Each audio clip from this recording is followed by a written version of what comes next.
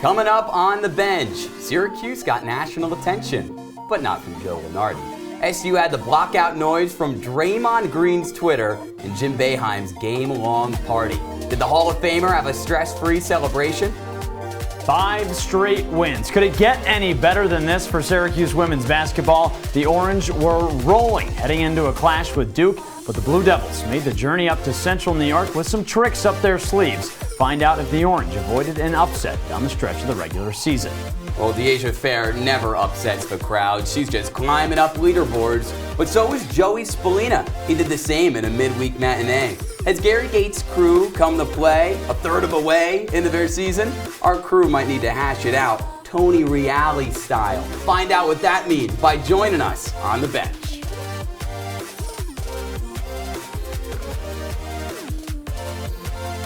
Thanks so much for joining us on the bench. No, it's not deja vu. We're back again 2 weeks in a row. Ian Nicholas alongside my friend Jack Gordon. Jack, you sick of me?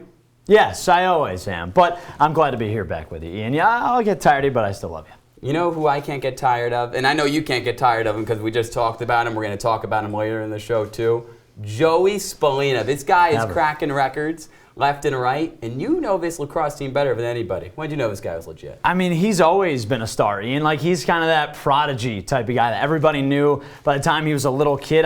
His father and his family were professional lacrosse players, so, there's a clip of him running around as a 5-year-old at some all-star game throwing behind-the-back shots. But I knew he was amazing. Probably his junior year of high school, he had this highlight tape that went so viral. Was it like the Tavon Austin highlight tape for football? Yes, exactly. Thousands of views, and it's him throwing behind-the-back shots, making high school kids look like they're playing the wrong sport. Well, he didn't peak at Mount Sinai. I did peak at New Canaan High School. I'm washed. But you know what? Other people are cracking up those leaderboards. So let's find out who else is breaking records during our headlines of the week.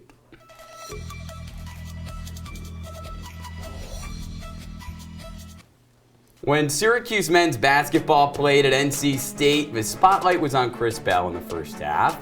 But after the break, a different sophomore stole the show. Judah Mintz hit 1,000 career points off a give-and-go with Malik Brown.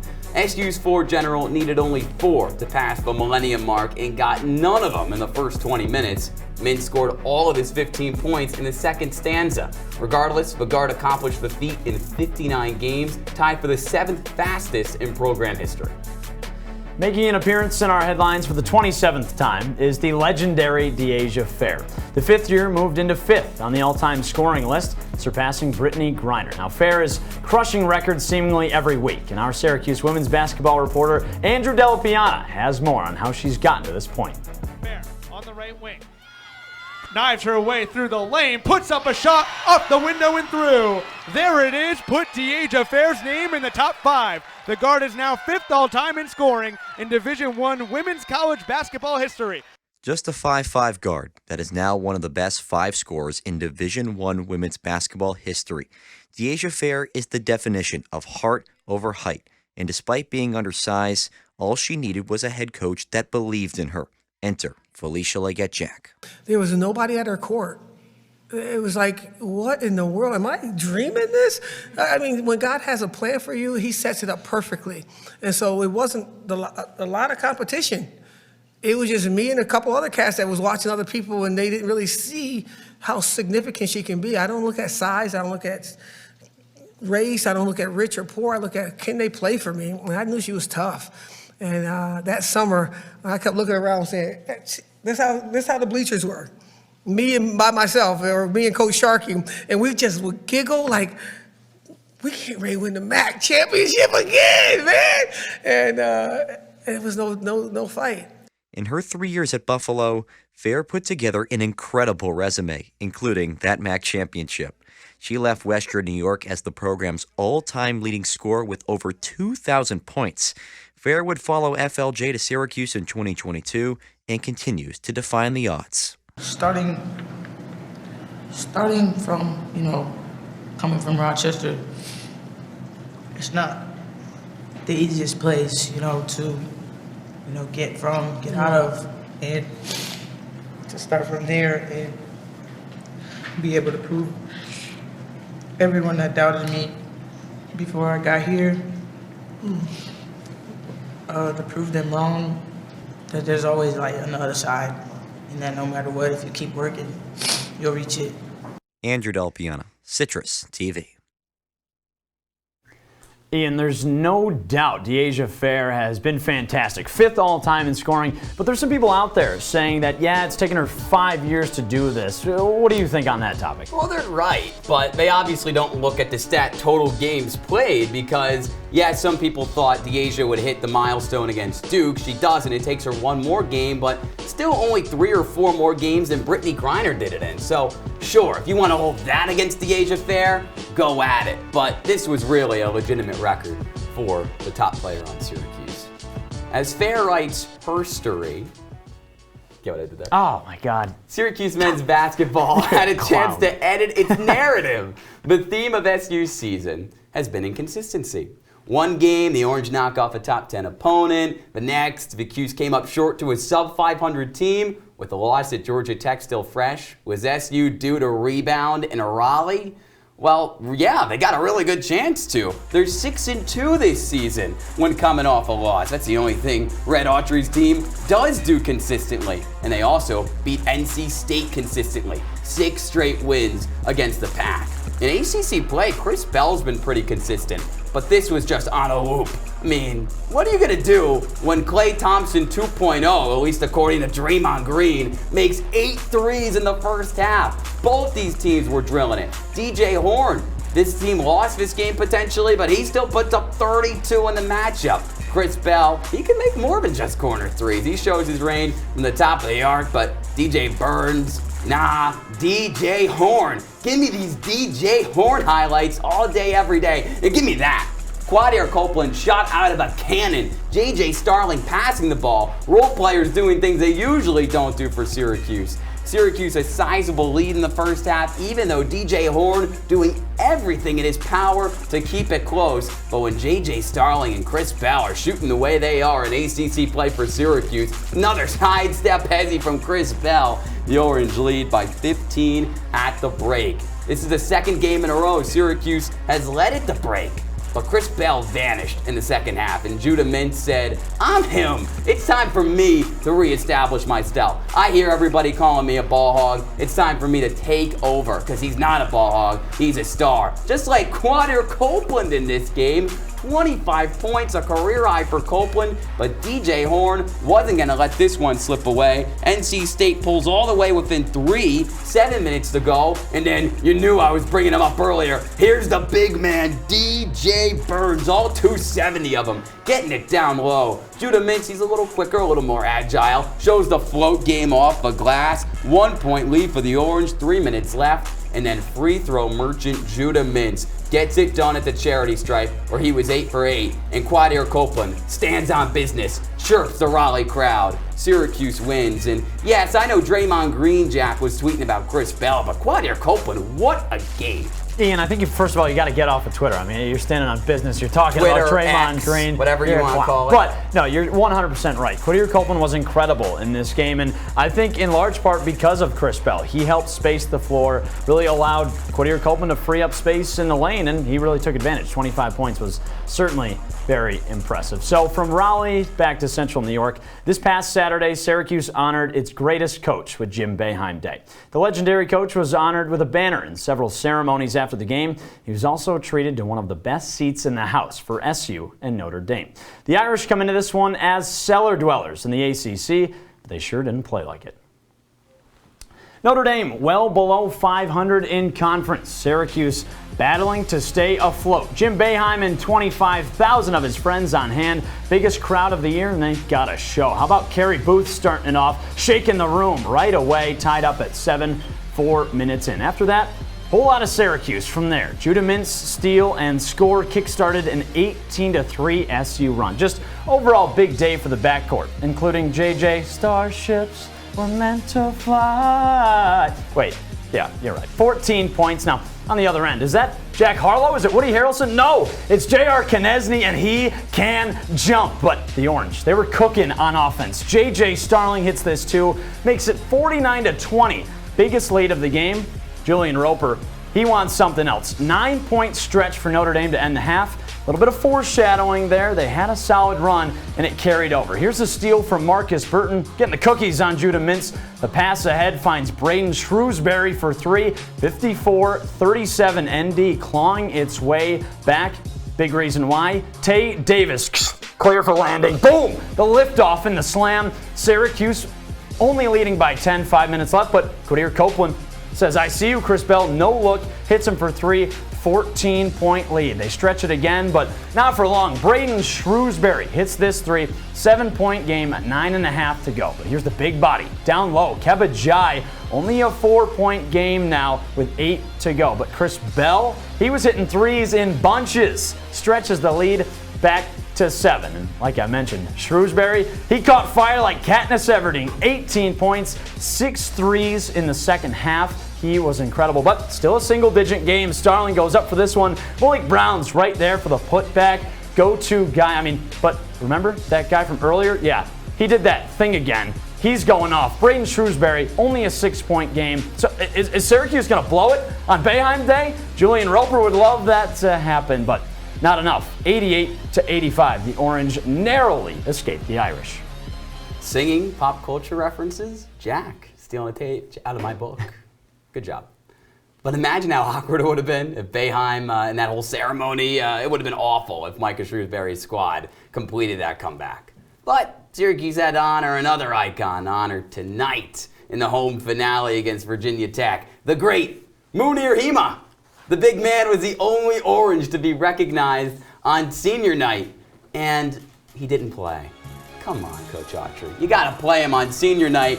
You know what, Jack? He doesn't play, but Syracuse pulls out its third straight win. I'm not going to lie. That was sad. Munir's the man. But huge win. Kind of similar to these past couple of games with Notre Dame and kind of that lost second half. But they kept it straight. They did their thing. 29 points by Judah Mintz, 6 assists, too. He had quite a day. He had a day, but also those supporting characters, Quadir Copeland, Malik Brown, they got in double figures. Syracuse took a big halftime lead by double digits and won by double digits, even though it was an up and down second half. We kind of know how the game broke down, but somebody who really knows what's up, who is in the dome, Jesse Cook, my main man, Jesse. We've been pumping the love on Judah Mintz so far in this show, Jesse, but now I'm going to flip this question to you. Is this the best version of the sophomore that you've seen in person?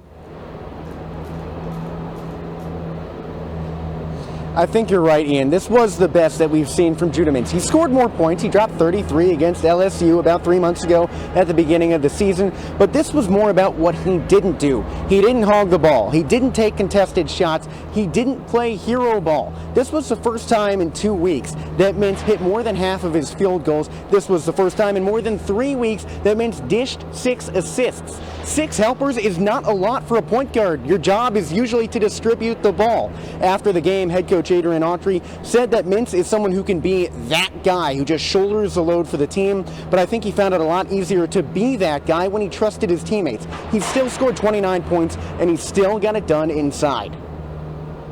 Jesse, now when we take a look at this game, it looked a little similar in the second halves of NC State, Notre Dame. Big halftime lead, and then kind of fell off a little bit, was shaky in the second half. When you look at all 3 of these games, do they kind of look the same in the second half? What was today like? Do you think it was just like those two? Jack, I had that exact feeling. Notre Dame felt like deja vu when Syracuse had a 20-point lead at the half and let the Fighting Irish close within 1 score by the end of the game. This felt like deja vu all over again. The Orange were up by 18 at the half and let it slip to within 10 again. That's the 3rd straight game that this has happened where Syracuse has held a double-digit lead after the first 20 minutes and let it slide back to single digits. It's a 3rd straight game where Syracuse was better on the boards in the first half than in the second. It's the 3rd straight game where Syracuse has been out-rebounded in the second half by its opponent, and it's the 3rd straight game where Syracuse has been outscored in the second half by its opponent. This ends the home slate for Syracuse this season. There's road play up ahead before the ACC tournament, and that has to be a major focus. Look, they're tearing apart the playing surface behind me as I speak, and what do you do when you put it back together? You hit the nail on the head. Jack, Ian, I think that's what we're doing right here. That's why Jesse's the best in the business. We're honoring all these people Jim Boeheim, Munir Hema, the team managers for the men's basketball team. Jesse, you're my favorite senior. We got to start honoring you. Jack doesn't need any honoring. Appreciate you, buddy. Red Autry's team wasn't the only one celebrating Senior Day this weekend. Felicia Leggett, Jack and company gave their veterans love after Sunday's showdown with Pitt. Was that after a winning effort? We'll fill you in on the bench. My son's school even do it. He makes fun of his friend who vapes. He would never try it.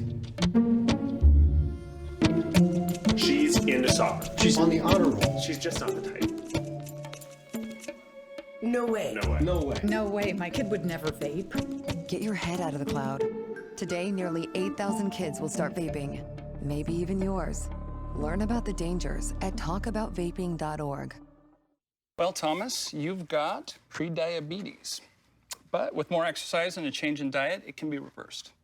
I've tried exercising. It just makes me hungry for bacon. I love bacon, too. And who really likes to exercise? Not me. Me neither. Nobody. So we're good? What? Oh, you still have pre-diabetes. Big time.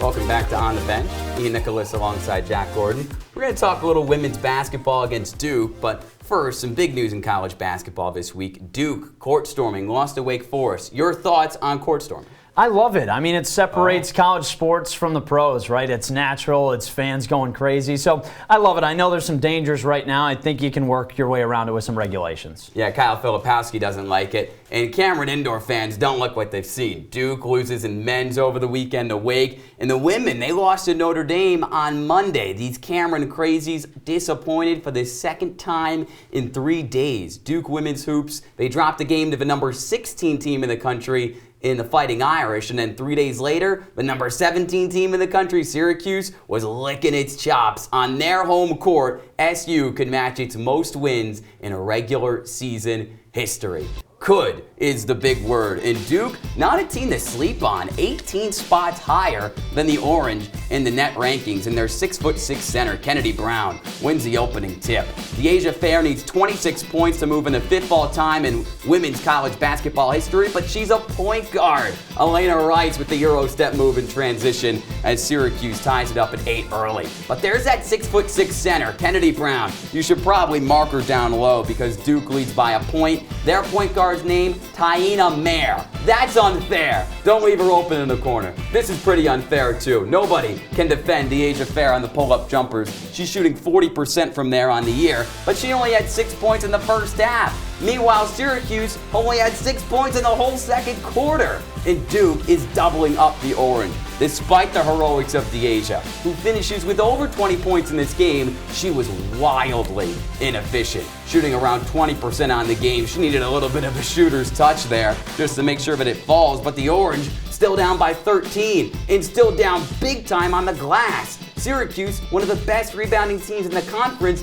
doubled up on the boards. You're just not going to win a game when Duke is having their way on the boards and down low. Ashlyn Jackson beat the buzzer there. Georgia Woolley, sure, she was hot before this game, but she finishes in single digits. You can't leave Duke's best scorer wide open. She gets into the lane. Regan Richardson, off a 20-plus point performance against the Irish, stayed hot, and Duke holds Syracuse to 45 points and a 13-point loss. Syracuse is showing historically bad. Now, for context, Duke, the best defense in the ACC 2 years straight, but SU's 45 points, it's fewest in 2 seasons, when North Carolina clamped the Cuse in Chapel Hill. The Dome faithful, however, hadn't seen a scoring total this low since the second Bush administration. In 2007, Rutgers came to Central New York, held Syracuse to 40. What's even more shocking, Jim Boeheim Court saw an even worse shooting display later Thursday night. This guy, Jack, he missed a couple crucial threes in the Media Cup. His W8 Yar fell to the Daily Orange for the first time in 3 years. Ian, I didn't see you suited up at all. Maybe you were somewhere else, I guess. I'm not really too sure. But I got a short memory on that one, same as Syracuse should. You know, as a wise blue fish named Dory once said, I suffer from short-term memory loss. It runs in my family. At least, I think it does. Now, where are they? Well, Syracuse knew where its family was after the loss to Duke, but they probably should have watched a little bit of Finding Nemo for inspiration. Their memory wasn't too short. When the 'Cuse faced Pittsburgh on Sunday, the Orange might have remembered the Blue Devils a little too much. Could the Orange find their inner Dory against the 8-20 Panthers? Pitt with only 2 wins in conference. We kick things off with Georgia Woolley hitting a smooth mid-range J, puts Syracuse on the board first. On the other end, Rappalucci Iodell, she led the charge, but on the other end, SU can stretch the floor. How about this little sidestep 3 from Deasia Fair? Can we stretch out some eligibility for her, please? Here's Sophie Burrows. In the corner, she's got plenty of years left. 12-12 in the first quarter.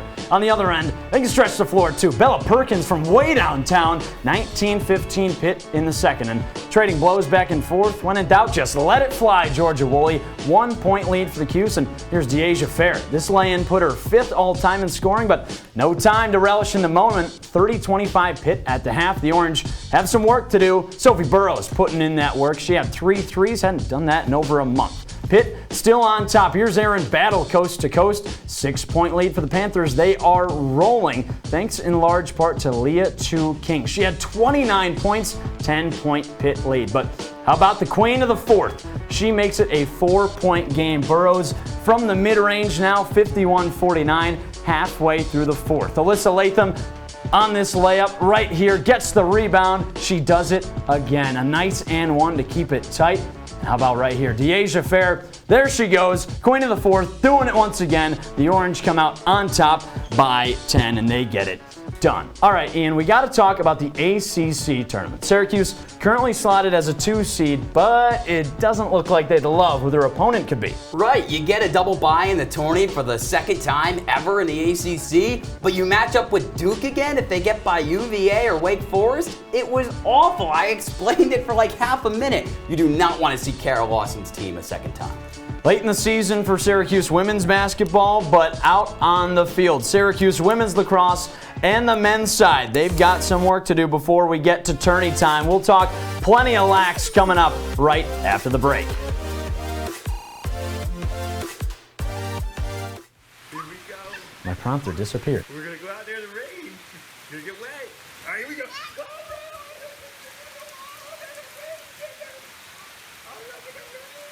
Okay, quick.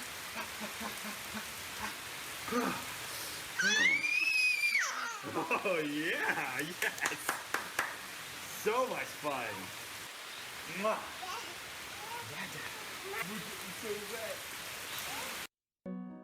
They said a bottle was just a bottle.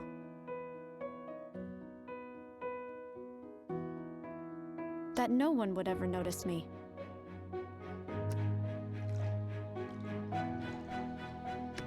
But I knew I could be more. That one day, I would make people smile.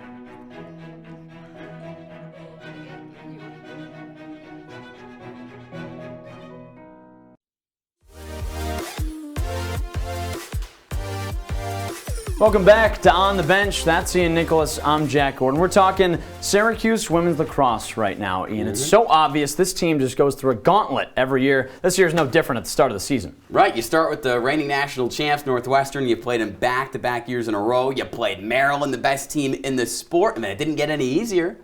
I know. You're right, Ian. If you want to be the best, you got to beat the best. And seemingly every week, Syracuse women's lacrosse gets this challenge thrown at them. The new opportunity, number 2, Notre Dame. Now, as the great Ricky Bobby once said, if you're not first, you're last, but the chance at taking down the 2nd-ranked team in the country is almost as good as it gets. A top 10 clash over in South Bend, Indiana. A fantastic state, by the way. The Irish 4-0 with a win over top dog Northwestern. Syracuse 1-2. We start on the woman up. Gracie Britton finds this one eventually. Some great ball movement. Here's Emma Ward. Britton, the Syracuse native, puts it home 2 minutes in. Now we fast forward. 2nd quarter. Quick stick from Jackie Wolak. A big finish and a big halftime lead. 10-6 ND on top. Now, Third quarter, Kayla Trainer must have had quite the halftime speech because Syracuse outscored Notre Dame 6-1. How about Nat Smith right there, the righty ripper? She had 4 goals on the day. 1-goal game in the fourth here. Also a reminder that this game is being played in Notre Dame's Manley Fieldhouse. This is just an ugly sight. I'm just saying. But anyway, that's another Jackie Wolak goal. She had 5 on the day. Next Syracuse possession, they go to the 8-meter arc. A chance for Emma Muchnick, much needed. Syracuse takes the lead right there, 13-12, and then later on, back on offense, the Orange with a chance to seal it. 5 minutes to go. What do you put the ball in the hands of? How about the dependable Olivia Adamson right on the crease, punches it home. 4 goals for her on the day, and that just about did it. Syracuse could run it out. 16-14, your final from South Bend. A big win for Syracuse, taking down number 2 Notre Dame. Jack, if you thought that road trip to South Bend was taxing, then you're a casual. It's okay, that's why you got me. The most Western team in all of men's college lacrosse made its first trip to the Dome last Wednesday. After an overtime loss to Maryland, number 6 Syracuse welcomed Utah into its 3rd straight ranked match of the season. But the Utes 0-2 so far in ranked play. But don't forget, this is the best team in the A-Sun last year. And if you don't know any other teams in the A-Sun, that means you're sane and you're not insane like me. High to low, Tyler Bradbury gets the Utes on the board 1-0 in their first ever matchup with Syracuse. But Jackson Burtwhistle, who missed the first couple games of his season, strikes from in close to knot it up at 1-1. And then Christian Muley with a little shot fake from around X makes it 3-2 Cuse. Syracuse dominated in the face-off X, allowing guys like Sam Alexo to rip long pull shots and put them in. What a great high-to-low jump shot there from Ryan Steins. It was a little back and forth early in this one, but then Syracuse continues to win draws in this defense of John O'Dearna got into the game. Utah didn't score in the second quarter, and I'm going to spoil it for you. They didn't score in the third quarter either, and Syracuse grew the lead at double digits after 3 quarters, and Joey Spallina, after only 2 points against Maryland, he had 7 points in this game, reached 100 on his career. The Orange are just pouring it on. Finn Thompson, he had his first hat trick of the season. Spallina, don't zone the guy up. He'll find the cutters. And if he can't find the cutters, then Mason Cohn will take it into his own hands and score. He's got 9 points as a Fogo this season. Syracuse putting the finishing touches on this one. Christian Muley makes it 18-7. And the Orange pick up a big win before they have to take on Army. And all I'm going to say is I think Joey Spallina is going to be a no-show again, especially with AJ Pilot marking him. I don't get that out of you. I mean, we've seen how well he plays day in and day out. Not against Ajax Zapatello against Maryland. Yeah, but you got to have some faith, Ian. Come on. I'm not coaching this team. I'm just telling you, last year he didn't show up in the big ACC games. I'm calling it a hot take. We got to talk about it. I'm sick of you. What? I'm sick of you. What We got to talk about it.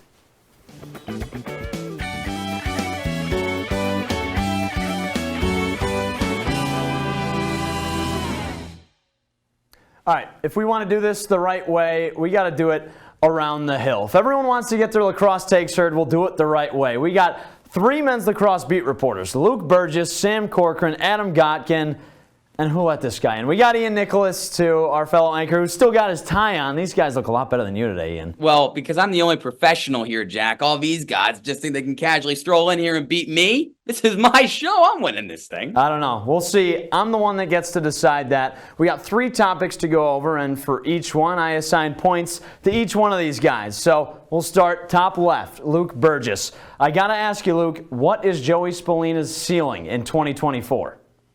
Well, Jack, Joey Spallina right now has a very high ceiling. He leads the ACC in points per game, and the thing that's really come into its own this year is his passing. Assists-wise, he's tops in the ACC in assists per game. I think that there's a lot to look forward to for Spallina this year. Maybe ACC Player of the Year, and I think as an extension of that, the ACC, undoubtedly the best lacrosse conference.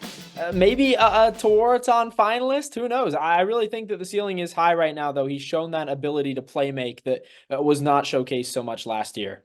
He's got high hopes. Sam, what do you think? Luke, you said best assister in the ACC. How about one of the best in the nation, the most assists nationwide by far and away? I think Joey Spallina is a top 2 ACC player. Brennan O'Neill in a league of his own at the moment, but Joey Spallina doesn't necessarily need to score goals to be a good player. To paraphrase what he said in press conferences, as long as his teammates are open, he can do whatever he wants on the field. Joey Spallina, a top 2 ACC player. Don't love the take. Brennan O'Neill still doesn't know how to pass. That's why we'll pass it down to Adam Gotkin. Guys, what are we saying here? Are we forgetting that 3 of the best players in the country are also attackmen in the ACC? Brennan O'Neill, Colin Schellenberger, and Pat Cavanaugh. I mean, those are probably the 3 best attackmen in the country. All 3 Tewaaraton finalists last year. Joey Spallina is a great player, but he's nowhere close to those people. I mean, let's calm our expectations a little bit for him. It's a deep group. Ian, what do you think? You know what? I'm doubling down. I think he's the most overrated player in the country. You put one of the top long poles in the country on him, like Ajax Zapatello in Maryland, what does he do? He shrinks 2 points against the Terps. Sure, if he's playing Manhattan without John O'Dearna, he looks like another one of the Powell brothers. But without, he looks like a fraudulent number 22. He's not even a top 5 attackman in the ACC. Yeah, that's a fiery hot take. I don't know about that. We're gonna subtract a couple for you, but you get an opportunity to redeem yourself right here. Who's the most important transfer on this team? Because it's flooded with them. You got Mason Cohn at the face-off X. Pair of midfielders in English and Stevens, and Christian Muley at the attack too. Who you got? Well, you know, all of these casuals are just going to say Mason Cohn because the face-off circle was awful last year, bottom 10 in the country. Now it's top 10 in the country. But in order to make Mr. Overrated, Joey Spallina, look good, they had to bring in Christian Muley. And as much as I love Cole Kirst, Christian Muley opens up the whole field, and they allow Joey Spallina not just to sit behind X and be a scaredy cat the whole game and feed the ball, but they allow him to get out on the wings and dodge a little bit. Christian Muley opens up everything in Pat March's offense. Adam, you got a few more options. Ian, you said this for me. It's obvious, and it's Mason Cohn. He moved Syracuse from a bottom 10 to a top 10 face-off group. Christian Muley wouldn't have the ball if it wasn't for Mason Cohn. What he does, not just getting the ball too, but scoring. He already has 10 points this year, had 11 all last season at Tufts. He has become one of the better scoring face-off men in the country. He's not just winning them, but he's doing stuff when he has the ball in his hands, and that's what makes him so impactful. All right. Ian's got Muley. Gotkin's got Mason Cohn. Sam, who is it?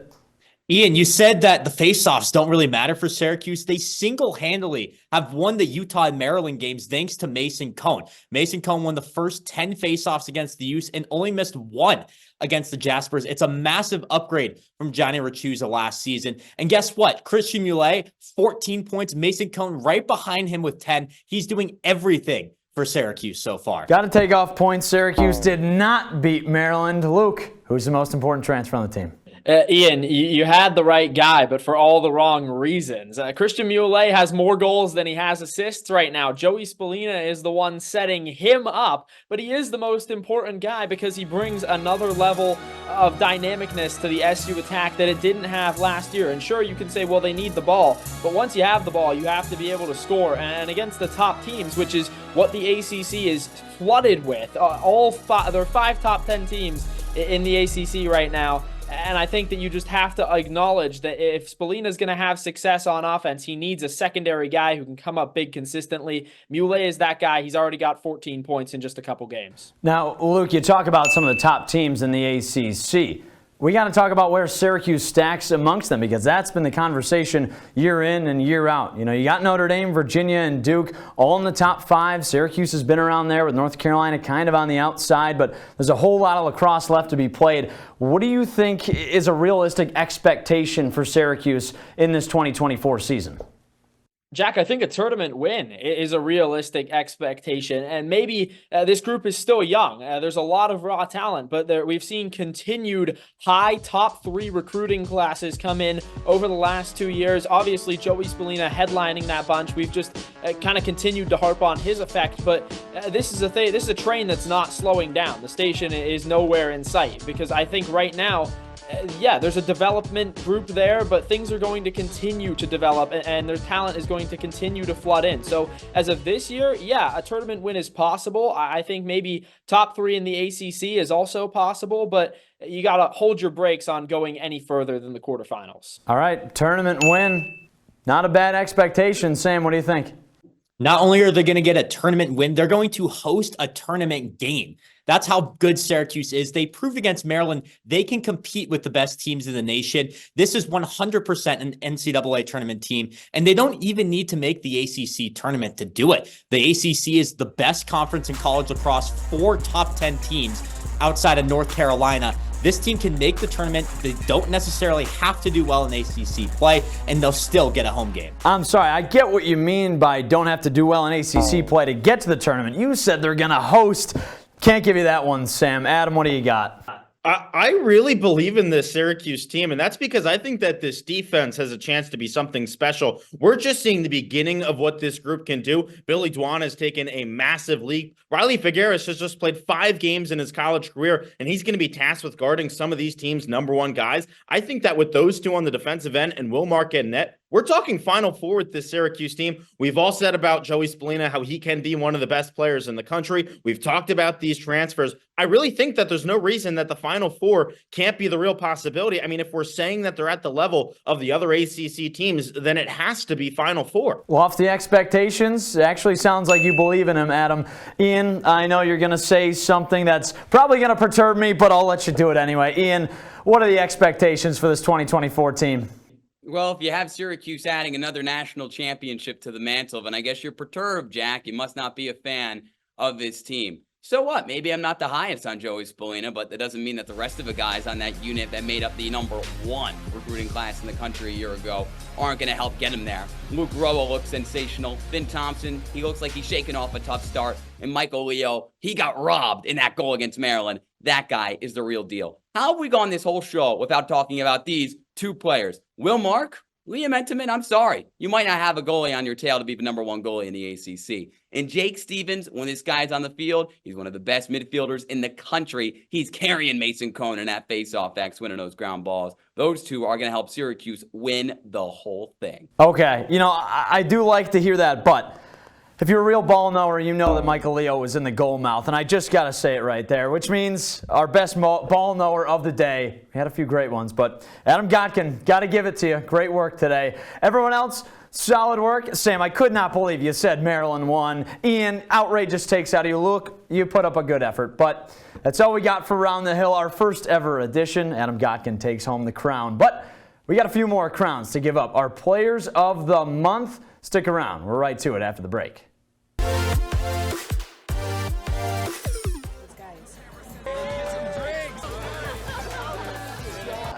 you good to drive? I'm fine. How many did you have? I should be fine. You should be. Go and step out of the vehicle for me. See ya, buddy.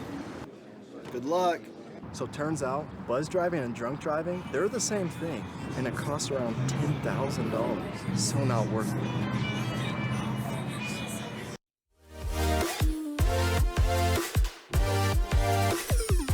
Welcome back on the bench. Ian Nicholas, Jack Gordon. I put my tie back on because I am a professional, and Jack, I don't know. Not in that game.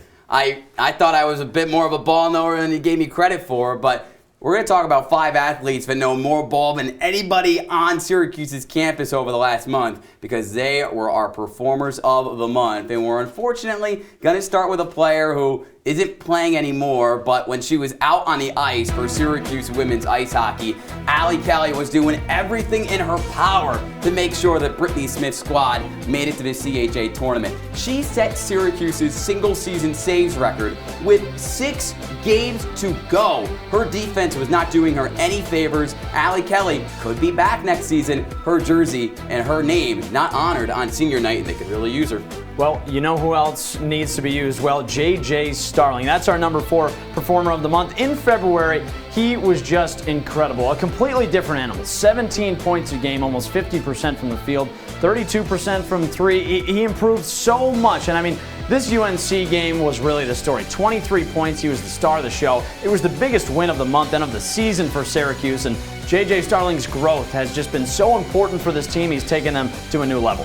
I'm going to go from a player who had really high expectations to somebody who probably should have had higher expectations in the preseason. Going over to the turf with Syracuse women's lacrosse, Olivia Adamson. She just got named ACC Offensive Player of the Week and Inside Lacrosse Co-Offensive Player of the Week. That's because she tied her season high with 6 points in SU's road upset of number 2 Notre Dame. And she showed up at the start of the year too. She's the reason why Syracuse didn't get embarrassed at Northwestern. She had 6 points in that game as well. You thought Emma Tyrell or Emma Ward was going to be the number 1 option? Psych. Olivia Adamson is here to stay. Well, coming in at number 2, you know him as number 22, another star on the lacrosse field. It's Joey Spolina. This man leads the nation in points with 36. Leads the country in assists. He's got 22. Already notched his 100th career point against Utah. He's been an absolute star from year 1 to year 2. The growth has been incredible. How about the Colgate game? 9 points. Had 10 points against Manhattan. He continues to amaze the fans every single game.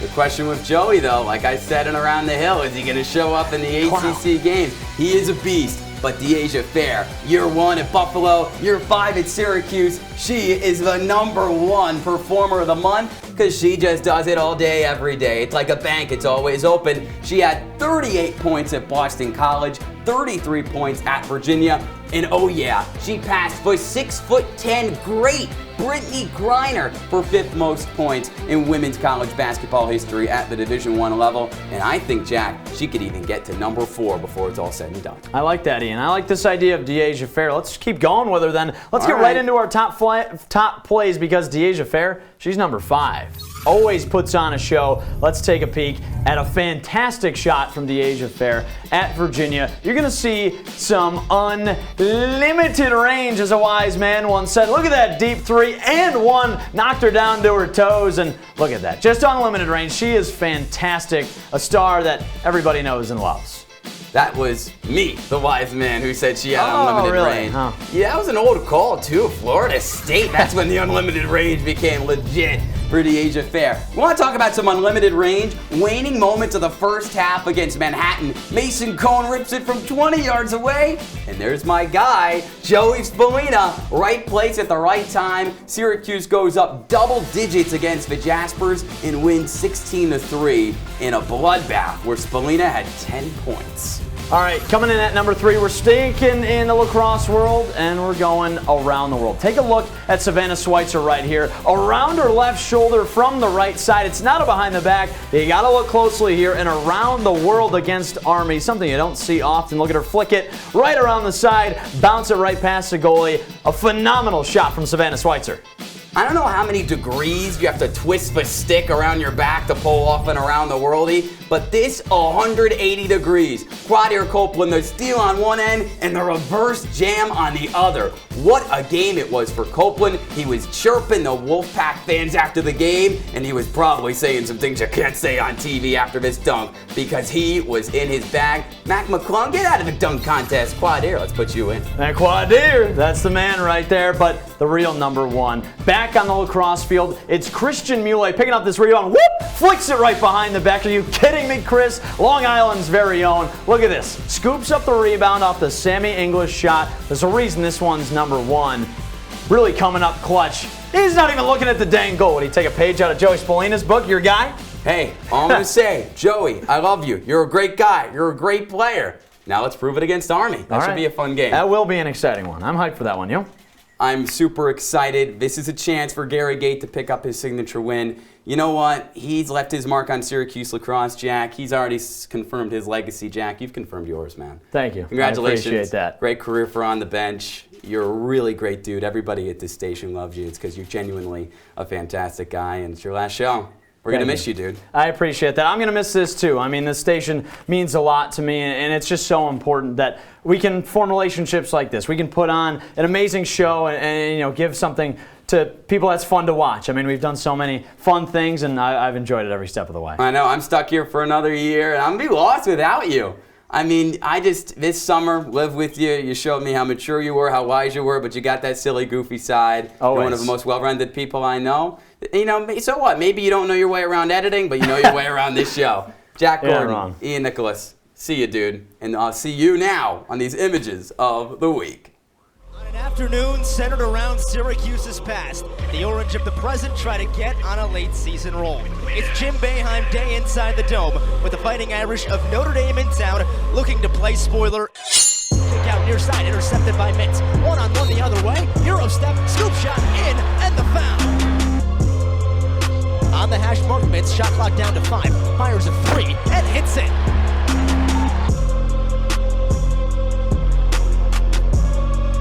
Cup right to left cross, kick out Starling, catch and shoot left wing 3, nails it.